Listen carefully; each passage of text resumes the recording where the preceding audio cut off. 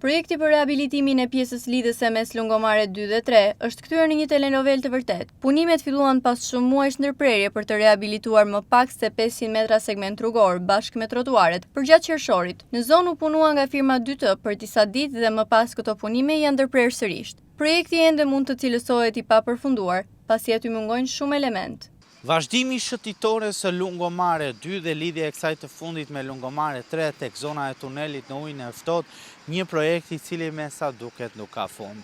Punimet janë ndërprerë sërish për zgjatimin e kësaj shëtitore, duke u lënë pezu në plotësimin e elementëve të fundit për ndërtimin e saj. Firma e cila realizon projektin është larguar, ka braktisur punimet, pa dhënë asnjë informacion nëse ky projekt do të përfundojë ose jo.